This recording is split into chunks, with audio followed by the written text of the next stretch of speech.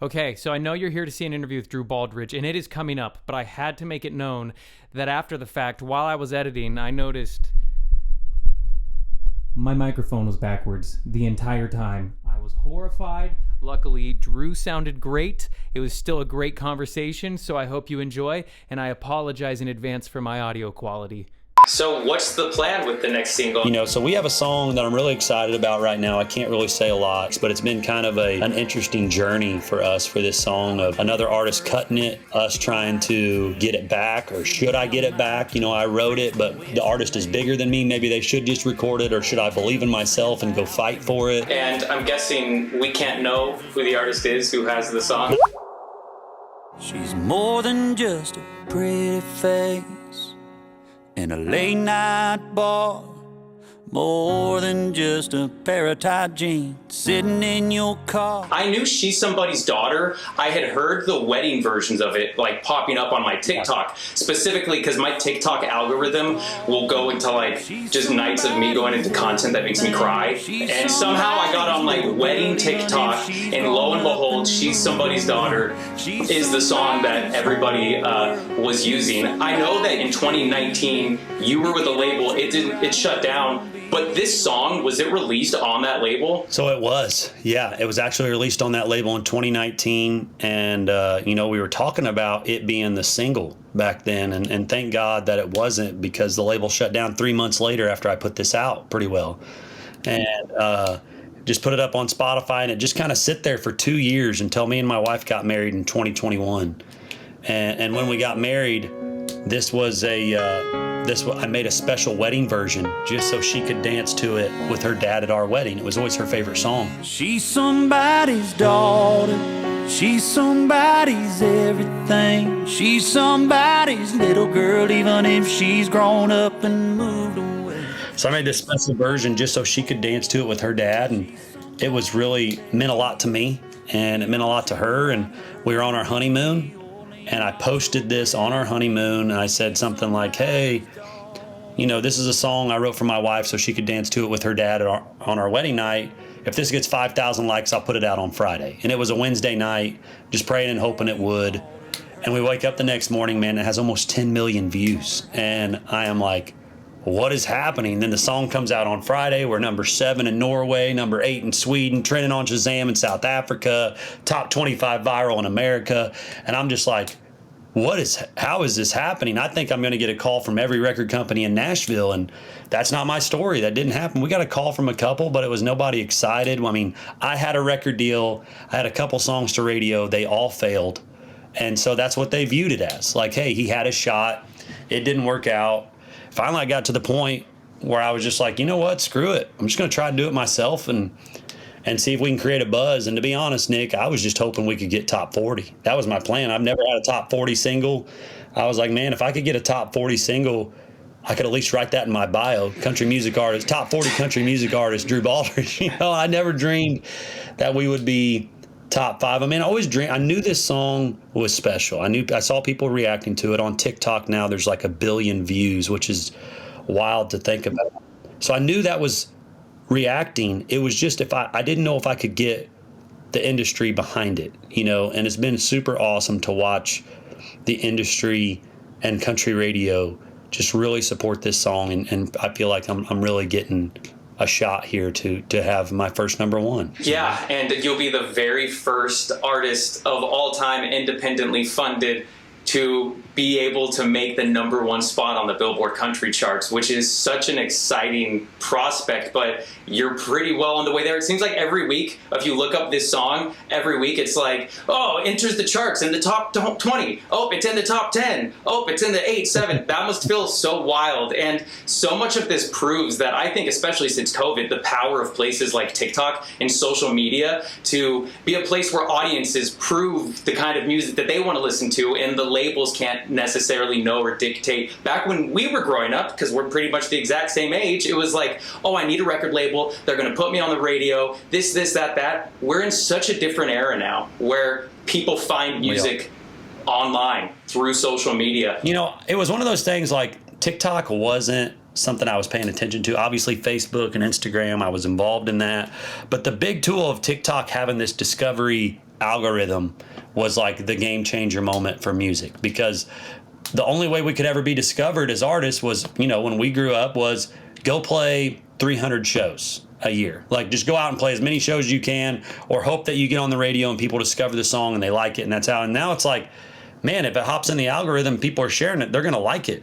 And so that's what She's Somebody's Daughter was doing. And it just really opened my eyes to, wow, I can get my music out and discovered without having to go through all these channels. Like, I always felt like my music was competable to everything that was out. I just didn't feel like I was getting a real shot at it until we started putting music up and I saw people in real time. I remember like the first video that we did that got 1 million views. I was like, oh my goodness, people actually like my songs. Like, I always thought everybody hated them. And then, Daughter obviously having this big moment, and then daughters all around the country using it as the daughter trend on TikTok. And it was just really amazing to sit back and watch. And I've had so many artist calls like, dude, what ads did you run? How did you do this? And I was like, it just organically happened. I don't know. Like, it just literally, people started using it and started sharing it and using the song. And I was just sitting back watching it happen in real time, playing people's backyards. And, I played my first fair back in 2023 of last year, and I played it and everybody was singing every word in June. And I was like, okay, something's different here. I talked to my bass player who's been playing bass for me for 10 years at this time. And I'm like, dude, do you remember people like singing along to our songs? He's like, nope, never. Nobody ever sang. Like, this is my first time in 10 years. I've been I assure you. Yeah, for somebody to sing along to our music. And so that was the night I was kind of like, you know what? Let's try this. Let's hire my own staff. I'm going to call radio and tell them what I'm doing and try to give this a shot and, invest in what we're doing and see if we can do it. And it's been awesome to watch that happen and really work out for us. Yeah, and then I saw you went out on stage at a Dan and Shay show, and you played it absolutely insane, because when you can go to another show, packed house, everyone is just knowing every single word of it.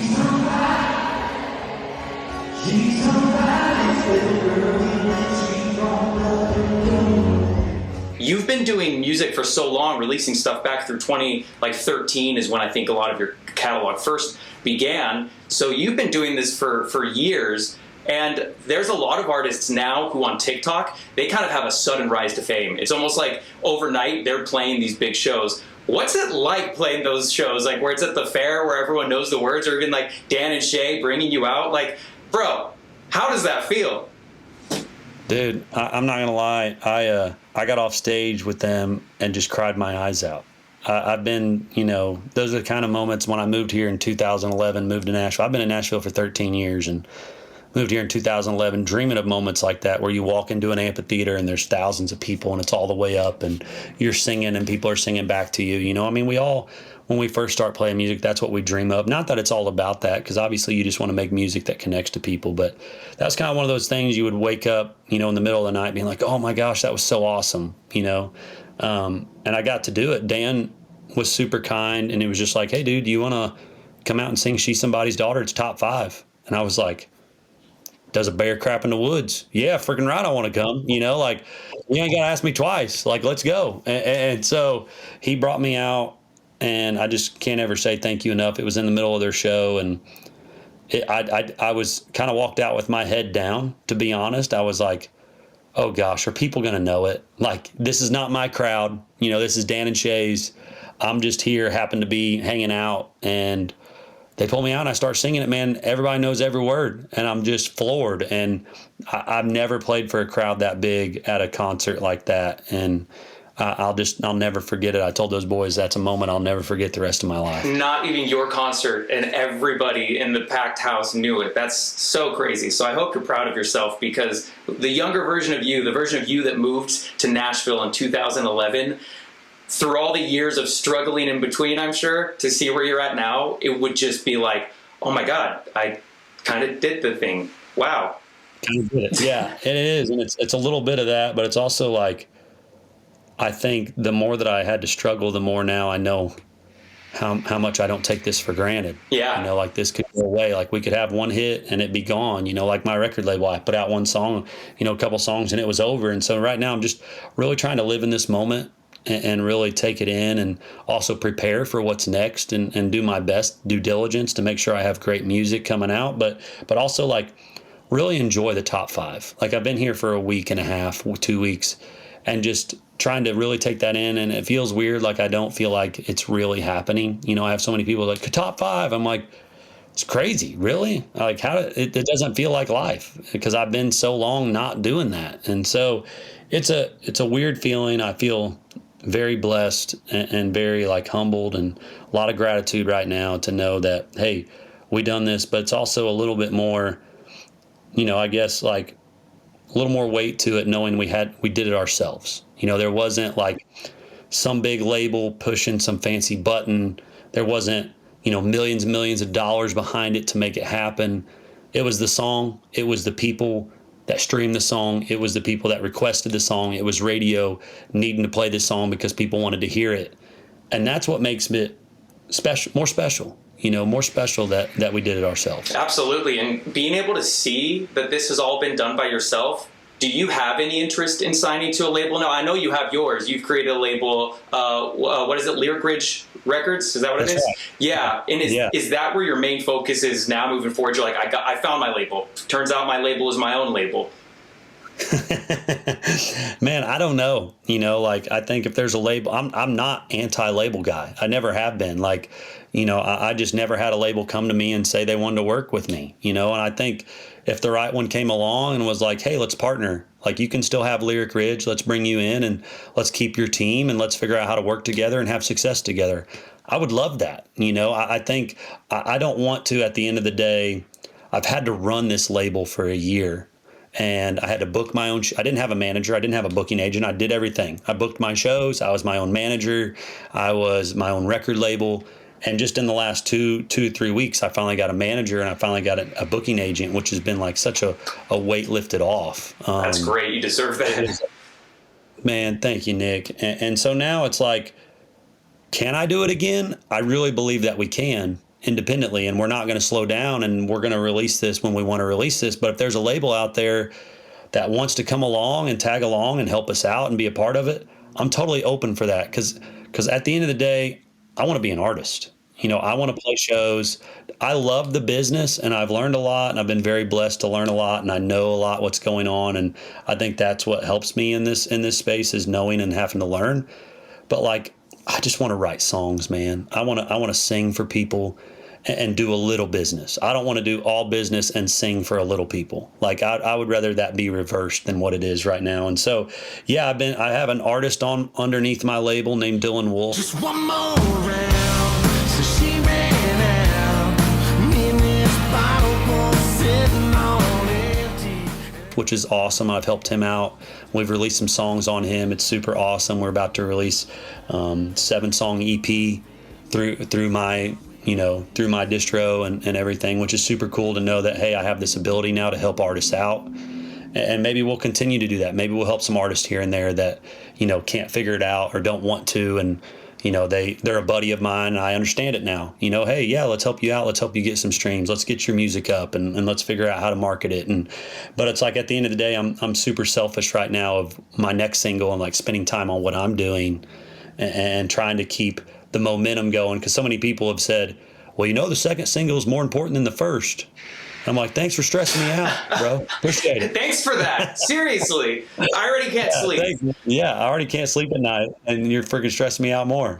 So as you, fortunately, it seems are putting yourself in a position where you can have a team around you to help alleviate some of that, because I know you obviously want to be able to focus more on the music, but more importantly, I'd imagine, and speaking of Lyric Ridge, specifically Lyric, you have a child in your life now. You're a father, and his name is Lyric, which is such a sick name. Usually it'd be like, oh, I named them from a lyric of a song. Yours is literally, this is Lyric. How did you come up with that name? Because I love it. Man, I can't remember. We were kind of going over names, and we started looking at music names, and, you know, we came across the name Lyric, and we were like, oh my goodness, this is awesome. I really loved it. My wife loved it. And then we were like, well, what could be middle names, like if we tied it to family? And she goes, well, my dad's middle name was Lee. And I was like, oh my gosh, Lyrically? Lyrically, that's amazing. That's crazy. Lyrically. Yeah, Lyrically. So his name's Lyrically Baldridge. And it puts a little more drive in your driving on, having a son. And I think that's one of the big things of why I've worked so hard is, I want to get to a spot where he can come out on the road and we have a bus and I'm not in a van anymore, and, where he can come out and enjoy it and my wife can come out. And it's been a hard year. I've missed a lot of him growing up, and my wife having to send videos and her just being a rock star and, taking the brunt of parenthood right now. And, me being dad when I get here and trying to shut off what I'm doing, but also her understanding, hey, I got to be on the phone right now. I'm booking this. I'm managing this. I'm running the label. And now it's starting to get a little better with the team involved. And that's really exciting. I don't have to do all this by myself. And but being a dad is obviously the most important job, and a husband. And I'm trying to, what I've learned is the more your career goes this way, sometimes your life your family life can teeter. Oh, yeah. The teeter-totter right now of the more success we have, the busier we get, the more I feel like I'm letting my family down. And so I'm trying to find that balance, that bring back where, hey, we got music, but we also have a healthy family home, and that's hard to do for musicians. Yeah, and I know that there's going to be some great memories for Lyric growing up on the road, being able to come out to shows and stuff, so that'll be awesome. A couple years back, your song Senior Year, it really became an anthem to a lot of kids who were going through their graduation during COVID. It really spoke to them. I remember that first day, feeling like a king, sitting out in my truck, freshmen wishing they were me. I think that is kind of what helped inspire what would lead to 300 plus backyard shows, right? Just kind of the traveling around. Yeah, man. So, I had this song called Senior Year. We put it out in 2019, the same time we put out She's Somebody's Daughter, actually. And I lost the record deal. 2020 hits, COVID hits. All these kids start using this song in their graduation, recap. Because the hook of the song says, never thought it would disappear, senior year. And when I wrote it, I just meant, live it up, kids. It's going to go by fast. It's going to disappear. But it literally disappeared. Like, they didn't get graduation. They didn't get their last baseball game. They didn't get their last soccer game. And so I'm watching this in real time happen, and all these kids using it. So I just post on socials, and I said, hey, look, class of 2020, I got this song Senior Year that you guys love. I said, I'll do Zoom concerts for any class of 2020 that wants one while we're sitting around during COVID. And it turned into 7 or 8 Zoom concerts a day from my living room couch. I was just playing one every 30 minutes, and I would get off one, I'd jump to another one, and I would talk to the kids and give commencement speeches. And then when June rolled around, a lot of these schools were like, hey, we're going to do a special, social distancing graduation. We're going to have a drive-in movie theater where everybody stays in their car. Would you be willing to come out and sing at these drive-in graduations? And I was like, yeah, I ain't doing anything. I'm just sitting on my couch. So I started flying around, and it was so crazy. I remember somebody like New York would call and be like, hey, we got a graduation August 17th. Well, then I would get on and look at schools 3 or 4 hours away from that little school, and I would just cold call front offices. I'd just be like, hey, I see your graduation is on August 18th.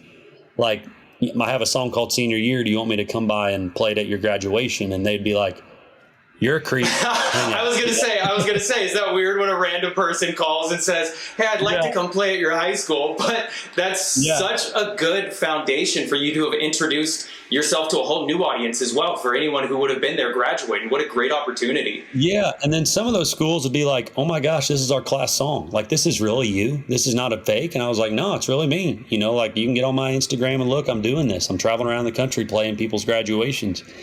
And so it turned into about 20 schools, and I went and played and gave commencement speeches and played the social distancing graduations. And I came home, and my wife was like, that's cool, but we're still broke, that doesn't pay the bills. Doesn't pay for anything. Yeah, you got your airplane, covered, but what are you doing now? And she was like, what if you just take it to the people? So that's when I started asking to play people's backyards, and it just kind of, that post blew up, and we went around and played 300 people's backyards from there. The time Drew Baldridge performed in the backyard.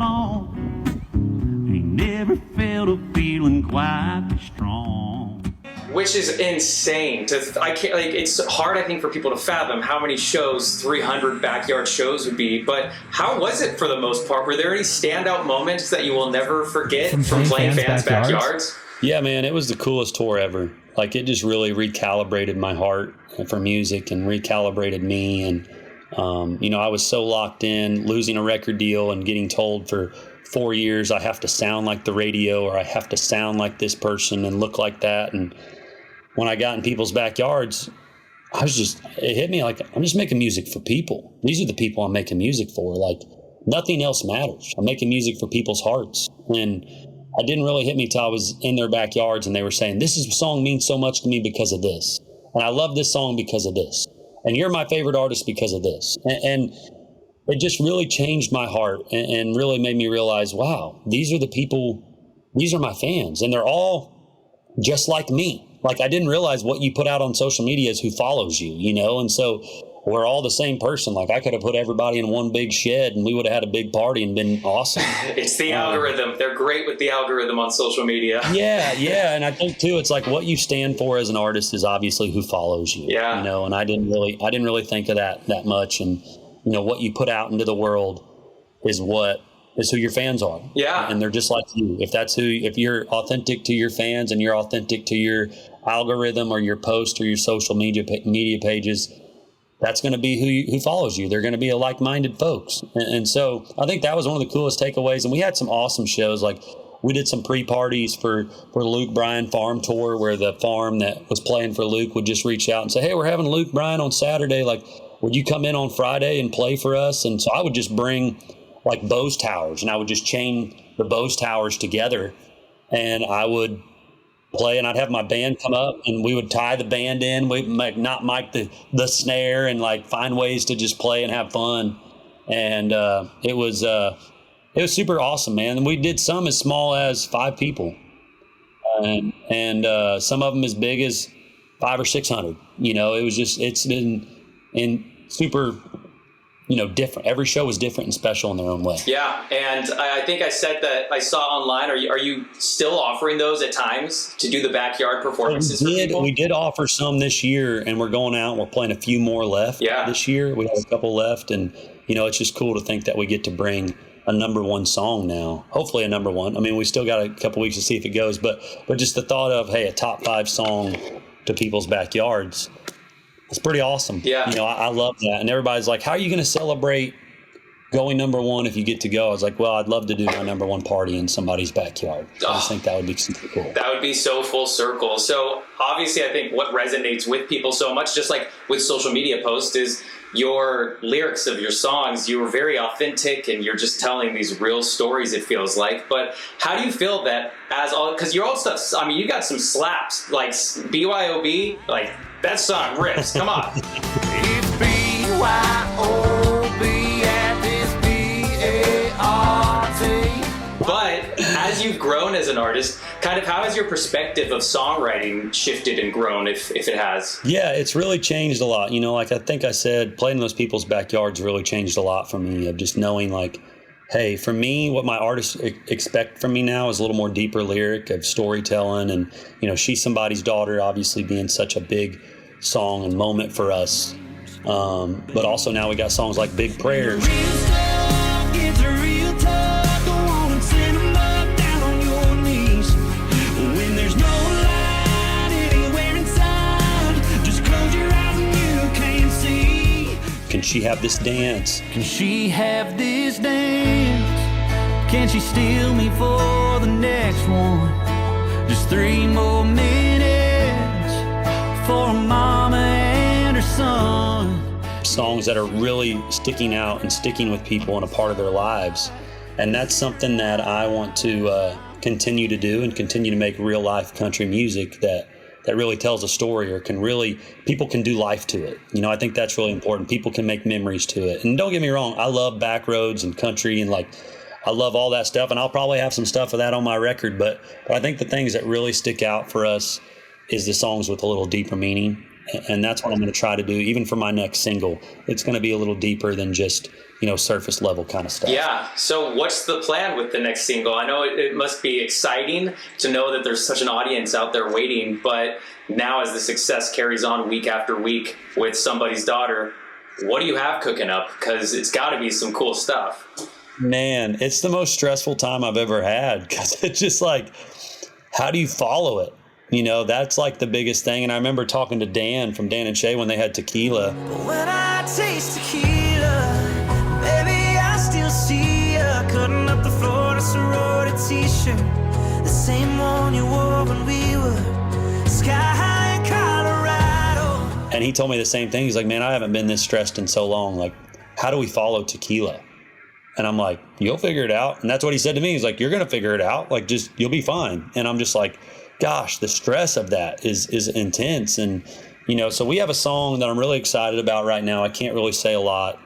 Hopefully it'll be out and we'll start teasing it over the next couple weeks. But it's been kind of an interesting journey for us for this song of another artist cutting it, us trying to, you know, get it back, or should I get it back? You know, I wrote it, but maybe the artist is bigger than me. Maybe they should just record it, or should I believe in myself and go fight for it and try to get it back where I can sing it? So that's kind of where we've been at with the single. And, you know, I really love the song and what it says, and it's really me. And so who knows, maybe I will fight for that song back and take a gamble again and say, hey, I bet it on myself on this first one.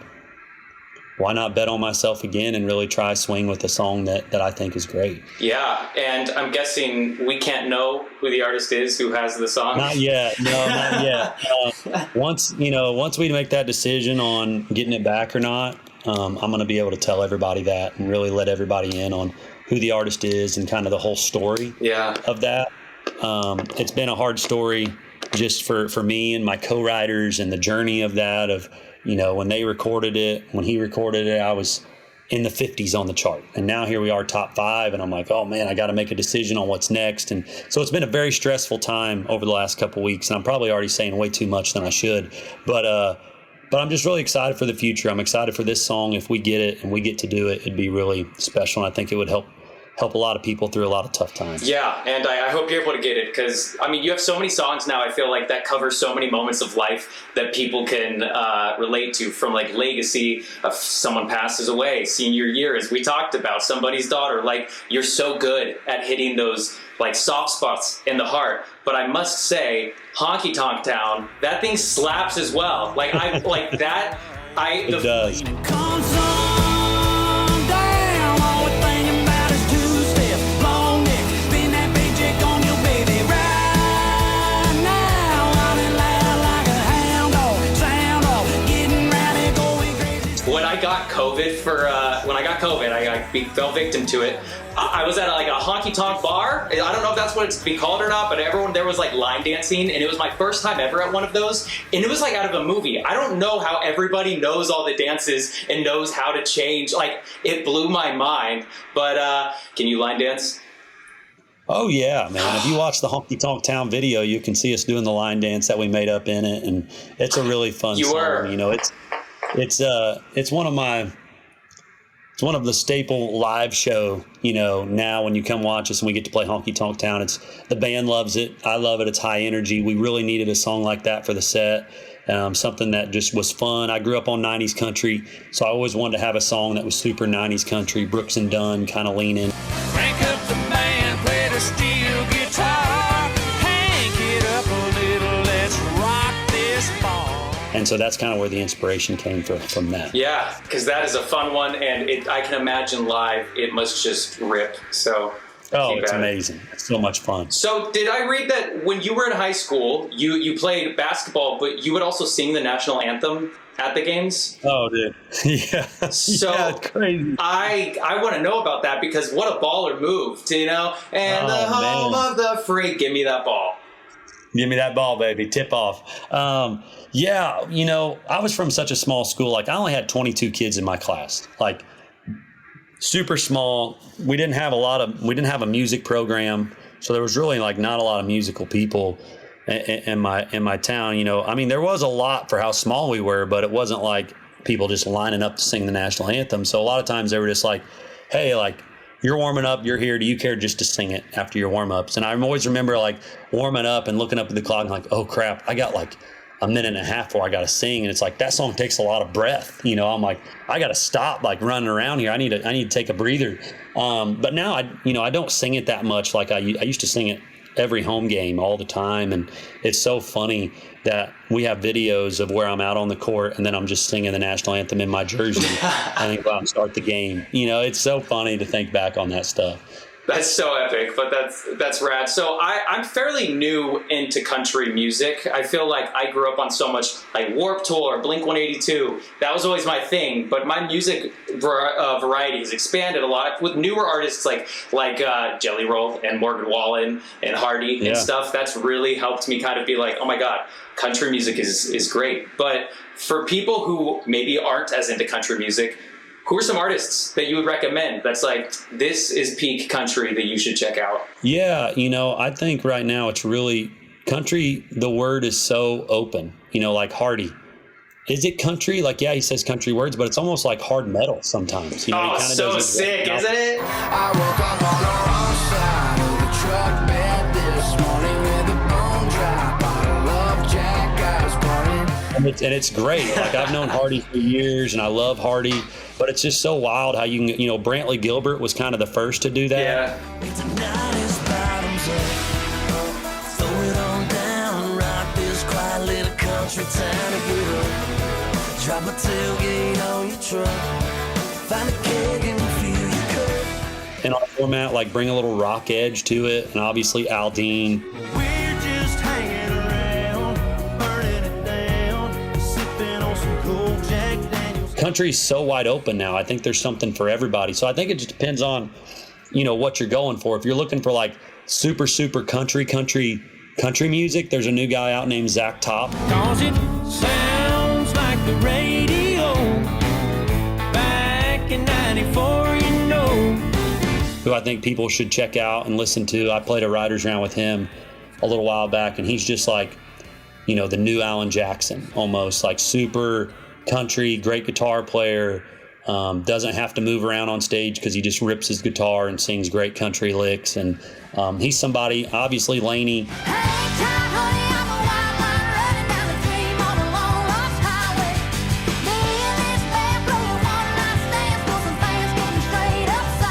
Laney Wilson's been a friend of mine forever, and I just think, you know, that she kind of brings out that throwback of that country sound of Dolly and Reba and all that.